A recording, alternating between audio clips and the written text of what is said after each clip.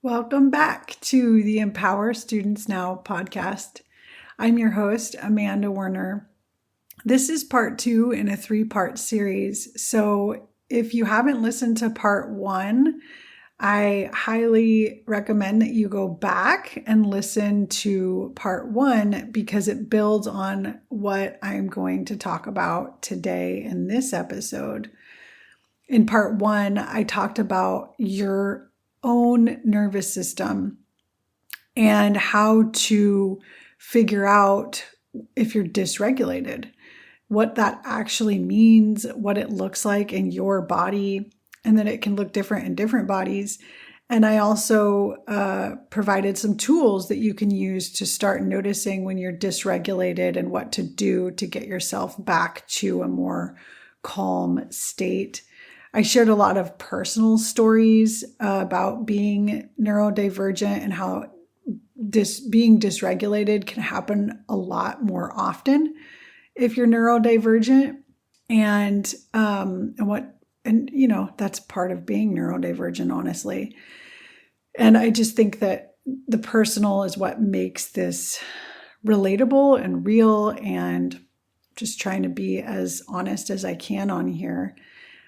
So today in part 2, we're going to talk about what happens when the people around you, your family, are dysregulated. Your spouse, your partner, your kids, even your pets, they can be dysregulated.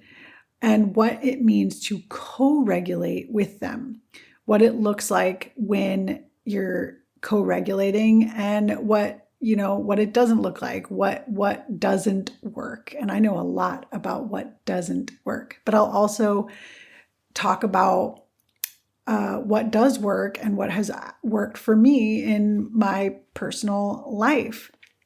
So everything I'm about to share is my lived experience.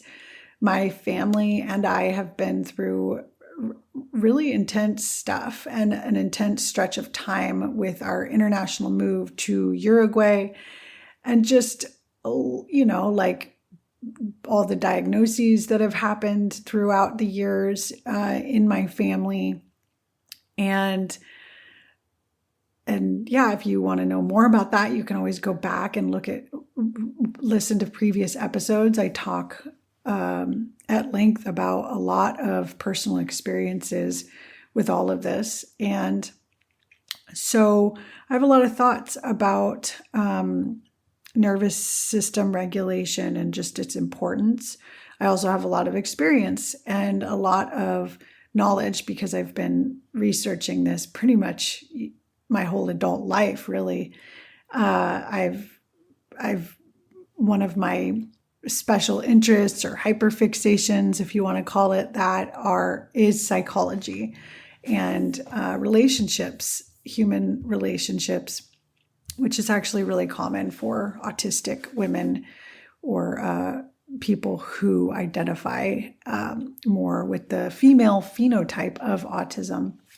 I am autistic. I have ADHD. I was formally diagnosed with both. So, before I was formally diagnosed, I was pretty certain. So I was self-diagnosed as well. And that is totally valid for someone to self-diagnose with all of the information that we have available at our fingertips, all the different tools and articles, and just there's so much out there for people to learn more about ADHD and autism or ADHD. So self-diagnosis, in my opinion, is very much a valid and sometimes necessary route, because being diagnosed, going through the formal evaluation process is very expensive, especially for adults. All right, but that's not what this episode's about. This episode is about being dysregulated and families being dysregulated and what co-regulation means. So let's go ahead and get started now. Welcome to the Empower Students Now podcast, a podcast about equity, neurodiversity, mindfulness, and student engagement. There's a lot that needs to change in our education system. The good news is teachers have the power to make these changes now.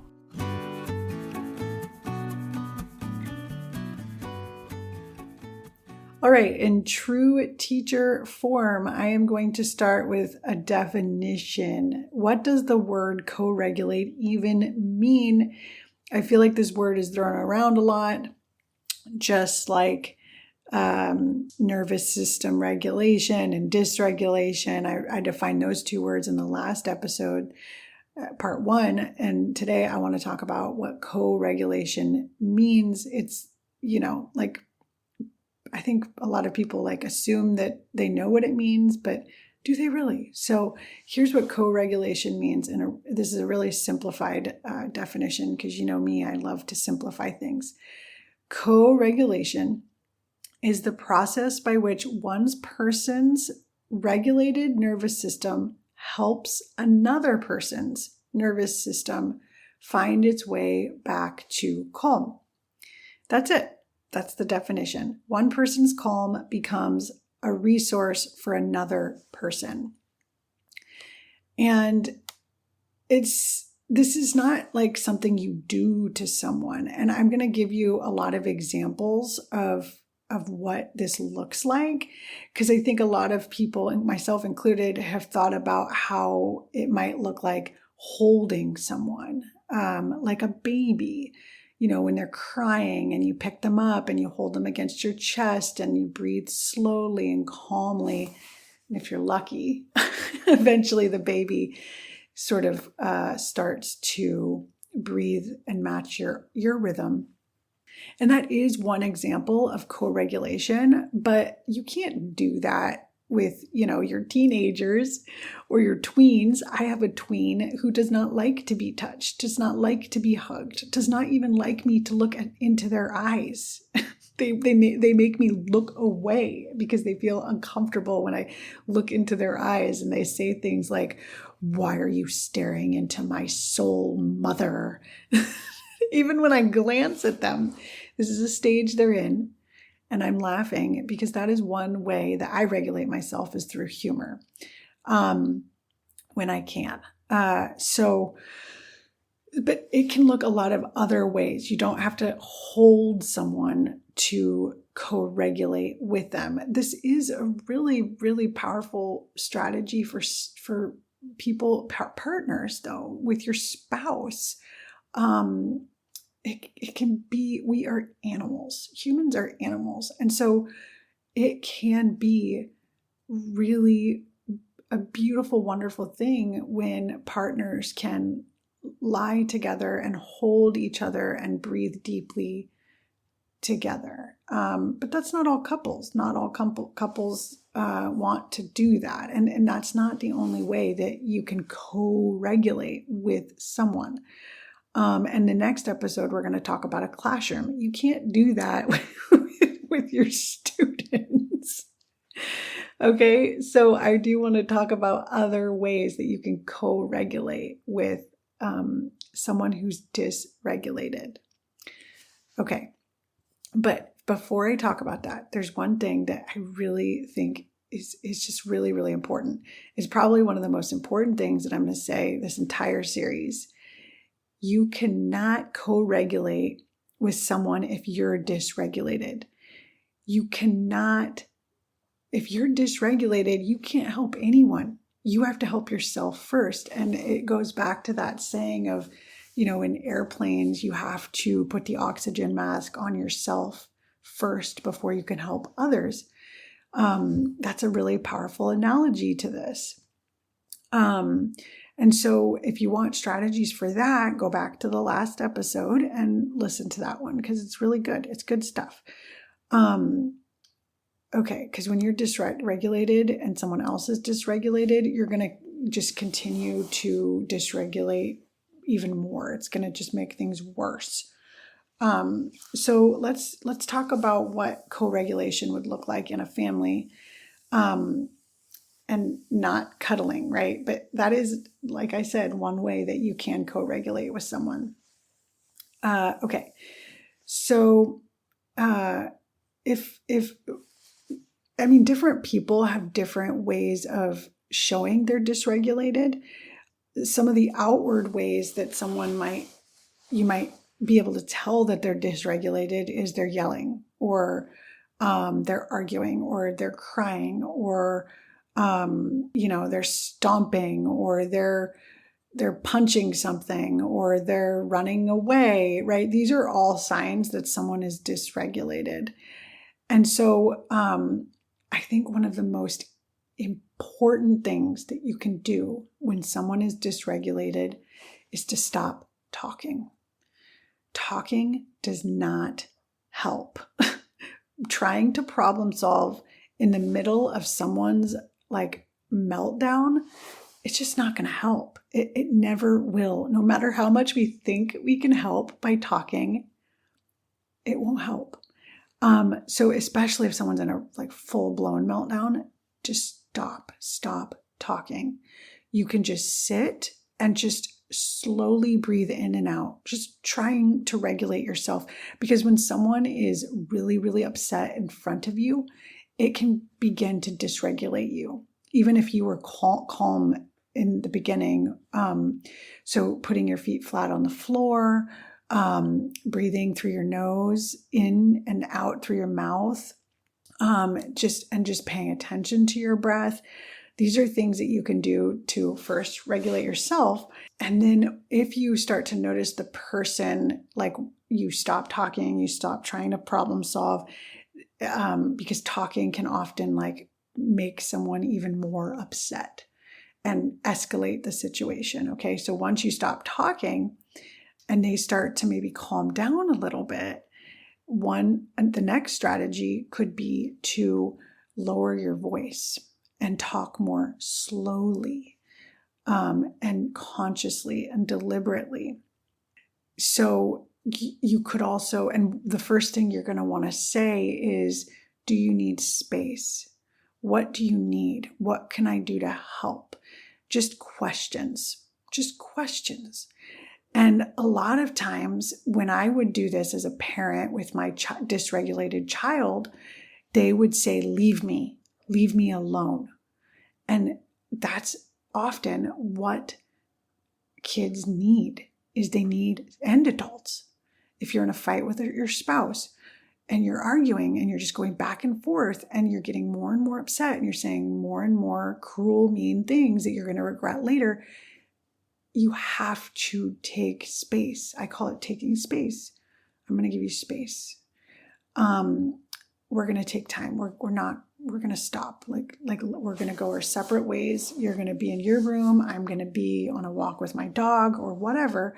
You're going to go play your video games, whatever, like the person needs to regulate themselves and calm down. So co-regulating looks like stopping and like giving people space. But sometimes a kid might say, I need a glass of water, and wow, or maybe the parent needs a glass of water, or even offering the child, if they don't know what they need, you might say a glass of water, because drinking a glass of water can calm your nervous system down. Making your spouse a cup of tea if they like that. Just being kind. Even when you don't feel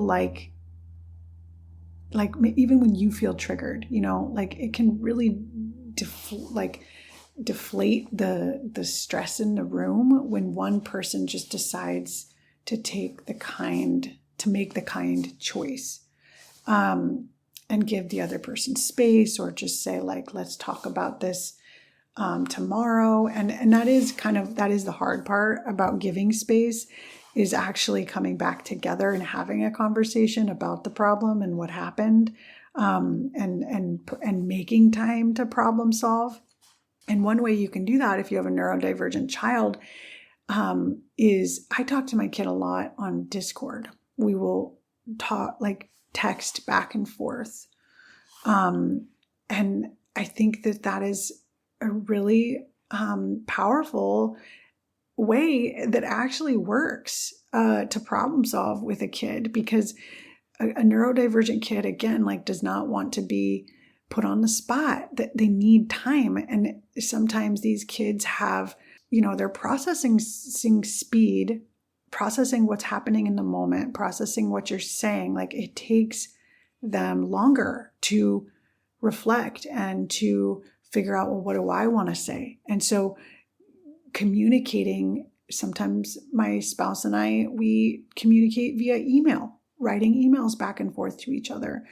So these are just some like real world examples of co-regulating, of getting back to calm. Now, here are some things that do not ever work. So one of them I said is just continuing to talk or problem solve, but also telling someone to calm down. That never, ever works. It just makes people feel like their feelings aren't,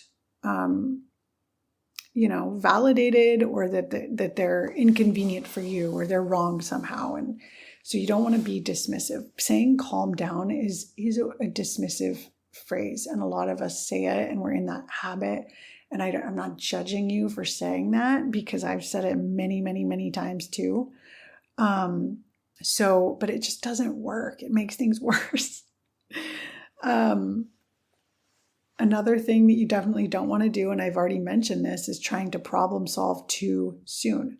When someone's upset, that is not the time to problem solve. And I'm talking about like your spouse or your partner and your kid, okay? Matching someone else's energy, like if someone's raising their voice, raising yours back, that doesn't work.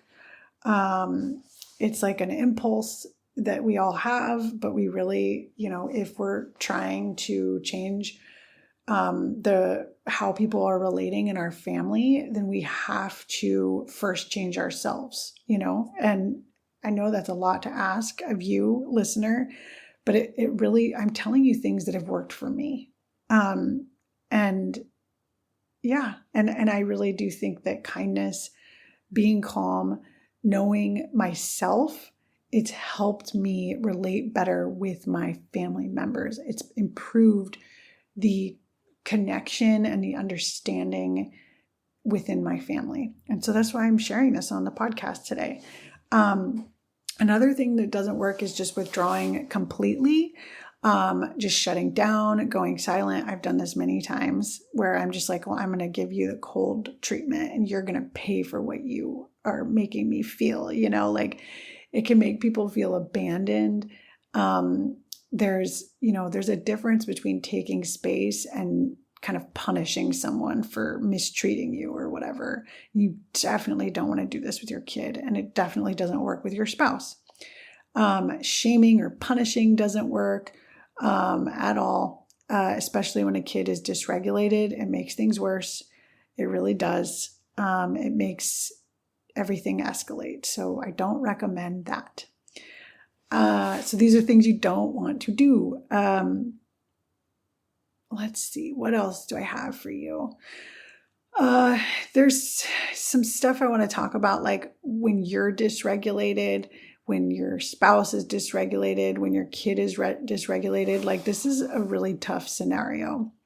And you need space to be dysregulated. Like, you need to be able to have your own meltdown, right? And so that's where it's important to have support outside of your home, maybe with a friend. There's a wonderful book called Listen. It's the best parenting book I've ever encountered, ever. And I've read a lot of parenting books. It's my favorite parenting book. It's called Listen, 5 Tools for Everyday Parenting Challenges by Patty Whipfler. It's a wonderful, wonderful book. And one of the things they talk about, one of the tools, is a listening partner. And so if you're a parent who feels alone in their family, and like you're the only one that's like researching and learning and trying different strategies and working on yourself, you need somewhere to vent. And so asking a friend to be a listening partner, and the way that works is you and your friend, or a therapist. A therapist is even better, but that's expensive. But you and a friend, your partners, your listening partners. So that means that you're not giving each other advice, because advice can feel very triggering too. Like, oh, my friend has it all figured out and I don't, and I need them to like tell me what to do. Like, I hate that. Like, it's the worst. And so sometimes when I'm venting, I'll say, I really don't need advice. I just need to vent. So saying that, but a listening partner is someone who you have agreed with that person. Like, I am going to spend 15 minutes venting, complaining, getting upset, having a meltdown, even if you feel really safe with this person. And that person just holds space for you. They don't offer advice. They just sit silently, or maybe they say affirming things like, I hear you. That's so hard. They maybe put their hand on their heart, like, wow, oh my goodness, like things like that. Or maybe they just sit silently. It's up to you and your listening partner. You decide the rules, but then you reverse roles and the other person gets to vent or have a meltdown or whatever. So this is really just a really, really, I think, important tool for a parent who feels alone in their family and doesn't feel like they have the space to have their own meltdowns or be dysregulated, because sometimes dysregulating is what we need. There's something that I really wanted to do, and I'm really sad that I never got to do it. I don't know if they have these in Uruguay. Maybe I should look it up, but rage rooms. Those are around in the Bay Area, and I never got to go to one, and I'm really sad that I didn't. And I wanted to take my kid, and darn it, like I'm thinking about it right now, and I'm thinking that sounds so fun, a rage room. Just being able to like go and like throw things and break things. And, you know, we all need the opportunity to have our own feelings. And it's really important for us to be able to do that and not suppress them. Okay. So, some other things that I wanted to talk about, like that you could talk to your family about, some things that you could do. So like one thing you could do is develop a signal. So a signal that means I need my own time right now. I don't want to debate. I don't want to argue. You can come up with a signal that your family uses. My family doesn't use a signal, but this is like a strategy I've read about that can work for some families. Transitions, like creating transitions when you're leaving the home and coming back to the home, when you're coming back from work, just having some sort of like regular pattern, that especially for neurodivergent kids, that's really, really important. And then also just being able to name your feelings and like speak up for yourself without someone putting you down in your family is really important. So like, I'm feeling really overwhelmed right now. Being able to say that to your partner or your child, or I just need space. And I guess we do kind of have a signal. We say, let's take space. So that, I think that's one way that we communicate with each other in my family.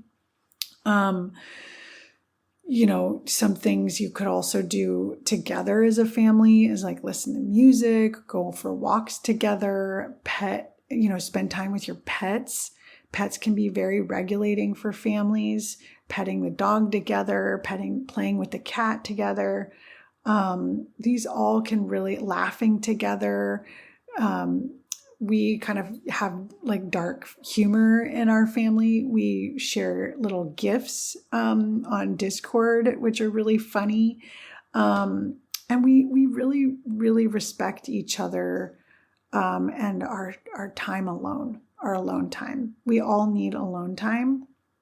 And, you know, like, for example, in the mornings, I'm a morning person. I like to talk. I'm really in a really good mood, but my husband is not, you know, and he has, we've communicated and he has said like, you know, I need to not talk for like at least the first hour of the morning. And so I have a friend that I talk to on Voxer instead. And, you know, and I talk to my dog and like my husband, you know, when he's done with his morning routine, he's ready and I can talk to him then. But like, just feeling safe to ask for what you need and speak up for what you need is really, really important without feeling like, and sometimes their feelings can get hurt, when someone else says like, I need time away from you, but like, that's normal too. And that's valid too, to have your feelings hurt or to say, oh man, that hurts, like, ouch. And so, it's a back and forth kind of thing. Like you really do need to be able to say your truth to someone, and have that person hear you and not like deflect or blame or get their feelings hurt, and then it becomes all about that person rather than what you just spoke up for, your need. And so this all just takes, a lot of time and patience and just honest communication, but also kindness. And sometimes like therapy, families need therapy. So like getting resources or becoming part of a community. And all of these things cost money, but sometimes like that's what you really, really need. And that's where you need to spend your money if your family is like super, super dysfunctional. And my family has been in the past and has needed to have outside sources. And that is okay. Co-regulating a family is one of the hardest things I've ever tried to do, especially as someone with autism and ADHD who already has a narrow, like zone of regulation. It's hard. I get stressed very easily. And I think, that's been one of the biggest challenges of my life, but also one of the most important, like learning experiences. Sometimes hard, really trying, challenging times are the best opportunities for learning and growth. I'm so grateful to you for listening. If you found this episode helpful at all, I really, really always appreciate you sharing it with others. It helps the podcast grow. And definitely come back for part 3 next week about regulating a classroom. Thank you again for listening, and I'll talk to you next time. Adios.